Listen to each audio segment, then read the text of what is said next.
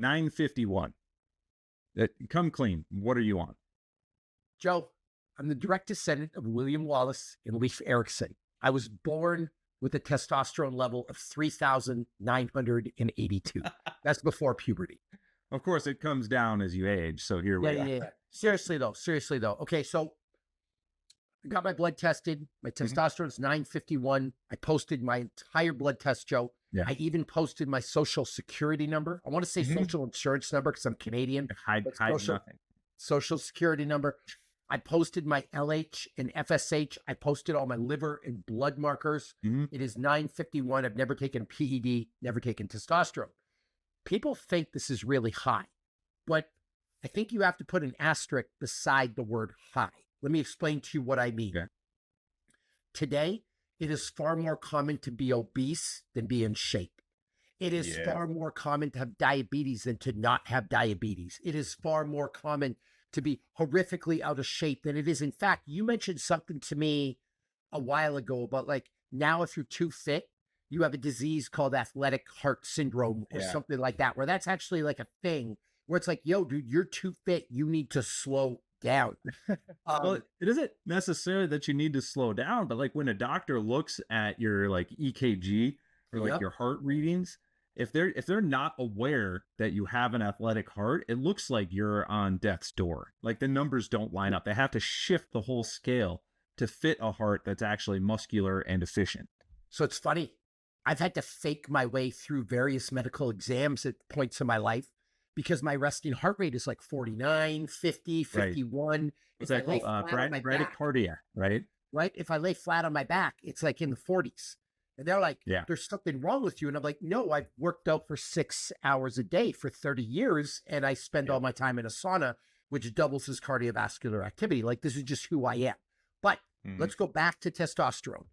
The limit or the normal range for testosterone is 300 to 1,000, we'll call it. Yeah. When you're in your teens, you're going to go way over 1,000. Like you're just spiked like crazy. Sure. Yeah, that makes sense. For an adult, it's 300 to 1,000. Now the math says that every year, and I can't remember if the exact age is 20 or 21 or 22 or whatever it is, you lose 1%. So let's assume, Joe, you were 1,100 when you were 20 years old. Okay. 1% of 1,100 is 11. Yeah. So you would lose 11 points a year. So over, say, 20 years, you'd lose 210 points. You still should be like 900. And that's if it was only 1,100. It could have been 1,200 or 1,250 or whatever it is. That's where a 40-year-old male should be. However, we don't sleep. We eat like trash. We treat our bodies like amusement parks. We drink way too much alcohol. We practice no self-care. This is why people are 280, 250, 300, and their testosterone's low. And so when they see a high number, it's what you and I always talk about. The current male is incapable. The alpha male, the wolf, the lion, the sheep, the Tyrannosaurus Rex, the megalodon shark, whatever predator they assign to themselves, incapable of looking in the mirror and saying, you know what, maybe I don't work that hard. Maybe I do need to work out. In fact, it's the opposite. If I bench 315 in high school, when I see red bodies hit the floor. Okay.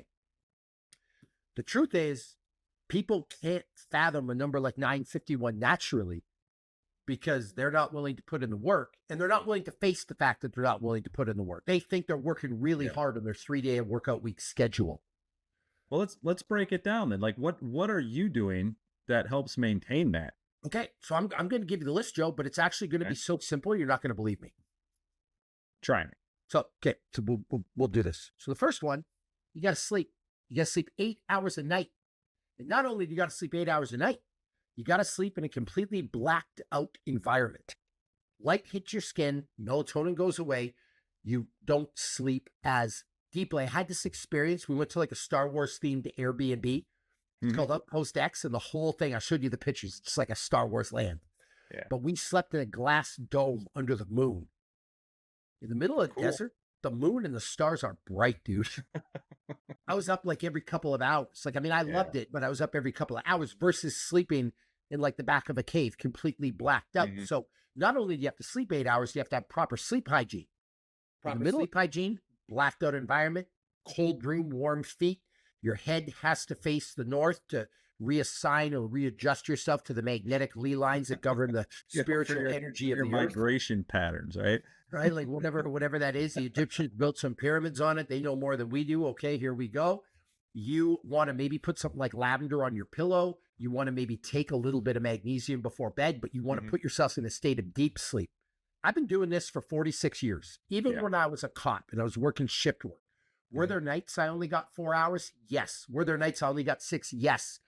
But that wouldn't be like 7 nights in a row. Rarely was it. And if it was, the next 6, I just hyperslept like 12 hours. Well, and people fight sleep. Like if we tell everyone, like your life will be better, your testosterone will be better, your muscular gains in the gym will be better if you sleep. They're going to push back right away.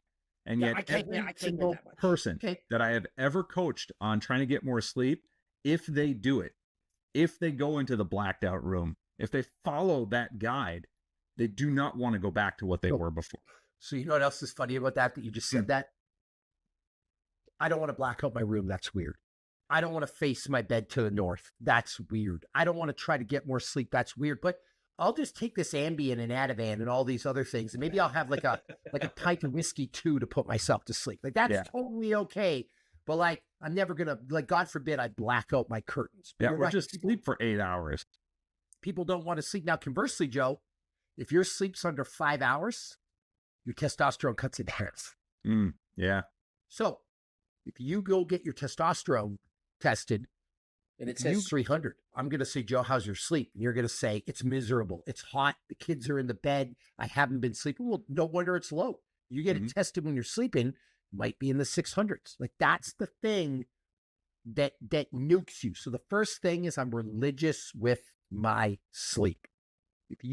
Number 2, I work out all the time, every day, twice a day for 30 straight years. I don't miss days. Like even if we're traveling and we went to the Star Wars Airbnb and we woke up early to travel, I still, while I packed, got 50 pull-ups, 50 dips, 50 push-ups. Yeah. Like I just did enough to just pay the toll. If you exercise, specifically heavy lifting and sprinting, your testosterone will go up.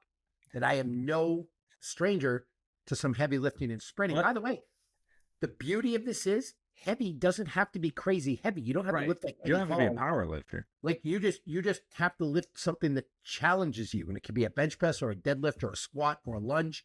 Just lift some weights to challenge you. Like it's literally that I have to quiz you here real quick. Yep. I got 3 men. You tell me who's got low testosterone. The first one is a lumberjack. The second one is a rancher. The third one lives in his mom's basement in the dark. That guy. we know this intuitively, right? Got to do hard work. It's it's manly, if you want to call it manly, like, but hard work, resistance training, effort. You got to put effort forth. You got to do something. Okay, so that's number 2. You got to exercise. Number 3 was going to be nutrition, but you went there. You opened the door for me, so I'm going to walk right through it. The guy that lives in his mom's basement, you need some sunlight. Yeah. You need to get outside. Now, I'm not saying that you got to strip booty ass naked and stand in the grass looking at the sun, although that's a thing. There's guys that are out there sunning their balls, doing that, where they're getting the sun on them to create testosterone. And in fact, a lot of vitamin D is absorbed through down there. So you want to lay naked on your deck, get some sun, fill your boots, but getting some sun will boost your testosterone. Conversely, Joe, I want you for the next week. I don't want you to do this because I don't want you to be miserable, but stay in your basement with the curtains drawn. You are going to feel absolutely miserable. Yeah. So I actually, before we recorded this podcast, I just went for a 30-minute walk in the sunshine wearing a t-shirt. Now, maybe I should do it shirtless, but that tends to cause riots with all the moms in the neighborhood. But you want to go for a walk in the sun. You want to get some sun. You want to lay in your grass. If you want to do something to get some sun. And the fourth thing is you need to fix your diet. Yeah. Just hear me out. The average American, and you can, by the way, you can look this all up on your phone. The average American drinks 40 gallons of soda a year. The average American has 636 alcoholic beverages. I haven't had that many in my life. The average American eats a bag of chips a day, eats a candy bar a day, eats a bowl of ice cream a day. also has fast food every day. Mm-hmm. Now, these are all separate things. Imagine stacking all these on top of each other. Yeah. This is why testosterone is in the tank, right? Someone asked me the other day, is having a drink every now and then bad for me? I'm like, well, is you need no, but like, what else are you doing? Because the drink combined with the Snickers bar, combined with the processed meat, combined with all these things stacked up, right? We haven't even talked about, Joe, drinking water from plastic bottles, like the plasticizers that get in your blood, and how that can like start to inhibit your testosterone. And like, so if you look at this across the board, right? You have testosterone of 1,000. You sleep like trash, now it's at 600. That's the big ticket item. You don't work out, then it drops to 500. You eat like trash, it drops to 400. You use like a fake soap with chemicals in it in the shower, now you're down to 350. Then you drink from the plastic bottles, and now you're down to 300. And now you've got low testosterone. Like this is what's happening to people. So I sleep 8 hours a night for 46 years. Mm-hmm. I don't want to say I worked out for 46 years because I wasn't working out at 9. But when we were kids, we were forced to go play outside and get some exercise. I was going to say, we had to play outside. Right? Like I didn't have, listen, I love life right now, and I love our technological advances. The greatest thing that ever happened to the human race was that alien ship smashing in Roswell so we could advance technology beyond our years. Internet.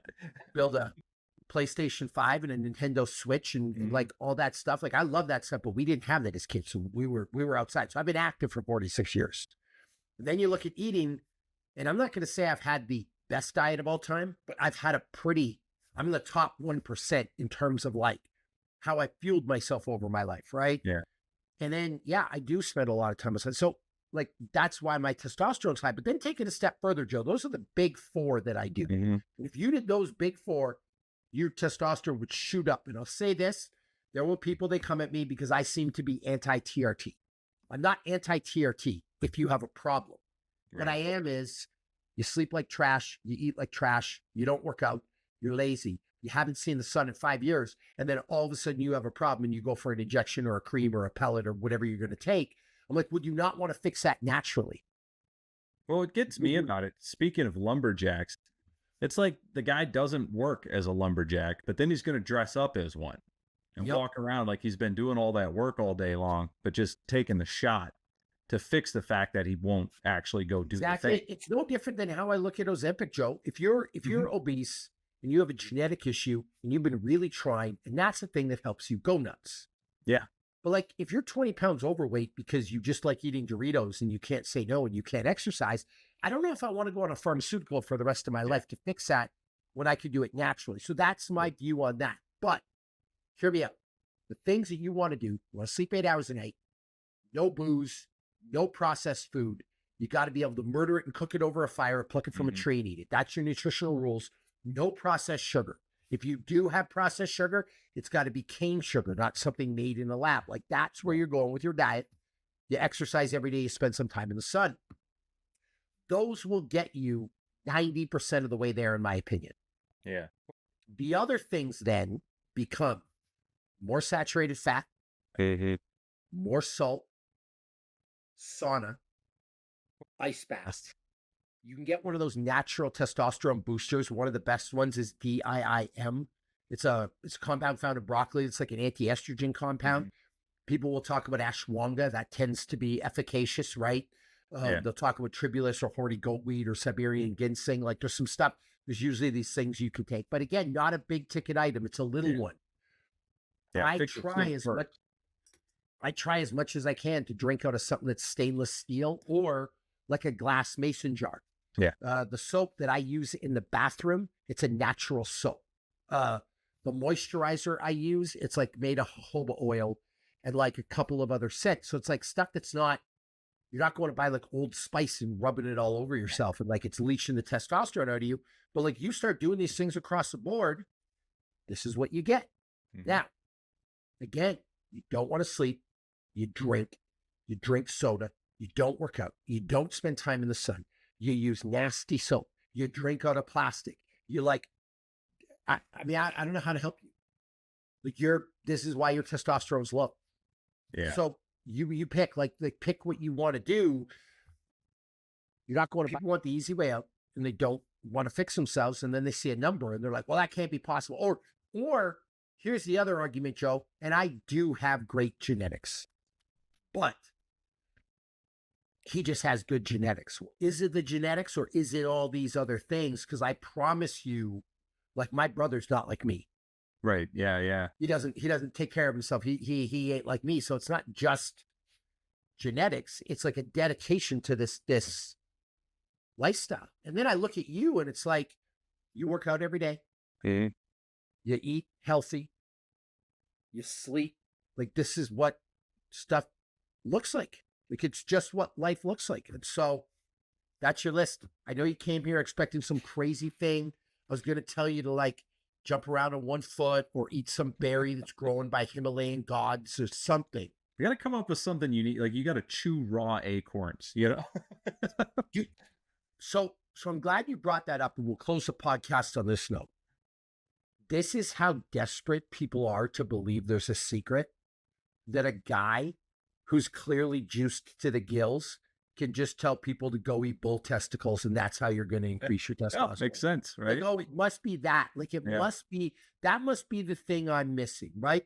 And that's why these hacks and fads exist, because people cannot fathom, they cannot believe it's as simple as sleeping more, eating 3 square meals a day, and working out. Like, it's like, hey, there's your list. I told you what it was.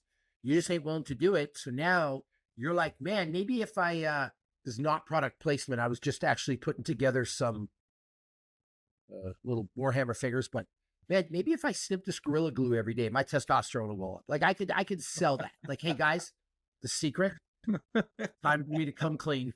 The secret is Gorilla Glue. If you just put a little bit of this in your nostrils every morning, your testosterone will go through the roof. I'm going to edit just that piece out and post that as a short. But dude, somebody's at home thinking, like, must be the Gorilla Glue. Like, I haven't tried that yet. Like, I work out hard. Meanwhile, they work out twice a week. It's got to be the Gorilla Glue. So There we have it. There's your list. You want to keep your testosterone high. And by the way, Joe, it's the same list we always give. Mm-hmm. Like, we just try to keep it real with people with the Maximus Podcast, but like, we tell you to sleep more, we tell you to eat right, we tell you to work out. No matter how many times we tell you, you come here look for new answers. So there's your answer. Subscribe, turn your notifications on, give me supers or whatever the kids call them, jewels. We don't have a Patreon, so you know how you can support us? Put a comment in the comments. Comment. Yeah, ask us some questions. Share. Send this to all your friends. Just send them this and say, by the way, you have low T. Watch this podcast. This is for you. That would actually be really funny. That's the thing I would do to all my guy friends. You need this. Watched this and thought of you. That would be the way to do it. Super passive aggressive, but share the show, and we'll see you next week.